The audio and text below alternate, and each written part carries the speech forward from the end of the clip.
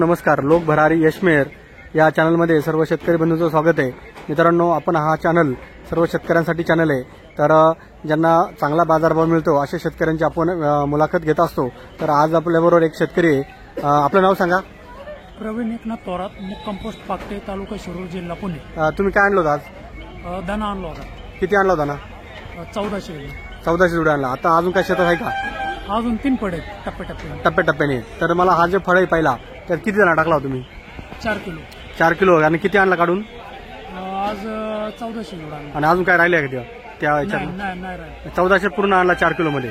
तर आता मला असं सांगा, आज जे तुम्ही दाणा आणलाय तो कसा पिकवला ते बाकीच्या शेतकऱ्यांना थोडी माहिती द्या त्याची। हा अशोका व्हरायटीचा दाना पेरला होता आणि हे पाईव। हा, याला टोटल 3 फवारणी आले। हा, आणि खत वगैरे?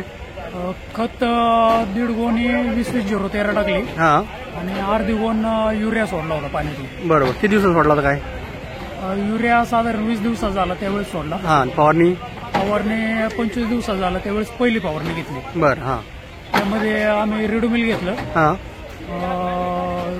परत 042-47 हा, ती ग्रेड आहे ती खताची, ती घेतली। बरं। आणि किंग मेकर औषध घेतलं आणि कराटे घेतलं। हा, एवढं तुम्ही फवारणी केली। तर तुमचा किती दिवसात दाणा काढून आला? माझा 38 दिवसात आला। 38 दिवस लागले। तर शेतकरी मित्रांनो, 38 दिवसात हा अशा पद्धतीने दाणा बघा, तुम्हाला मी क्वालिटी दाखवतो। तर ह्याप्रमाणे दाणा त्यांनी या क्वालिटीचा दाणा आज ते घेऊन आले होते। एकदम फायटर दाणा आहे।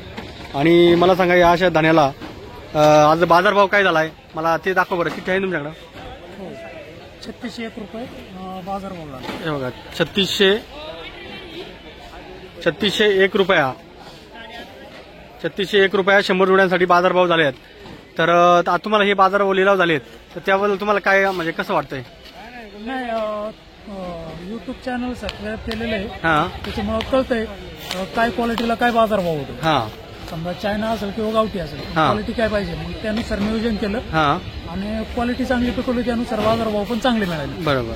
आता तुम्ही हे पाऊस मागच्या काय आठवड्यात पाऊस चालू होते, त्या पावसाच्या वातावरण तुम्ही कशी जगावली? दाणा कसा जगावला? कशी निगा राखली? ज्यावेळेस ऊन पडायला सुरुवात झाली, हा, तर त्यावेळेस लगेच M45, हा, कुशन गोल्ड, हा, आणि शक्ती म्हणून एक कांदे होती, हा, आणि रोगर, हा, असा स्प्रे घेतला। बर। जेणेकरून टिकवू नये, कुठं पिवळं होऊ नये, हा, टिक्का पडू नये म्हणून, बनली पाहिजे, काडी बनली पाहिजे म्हणून तुम्ही याची फवारणी केली। हो। बरं, आता मला सांगा, तुम्हाला आज जे बाजारभाव मिळाला त्याच्याबद्दल बाकी शेतकऱ्यांना काय सांगाल बा?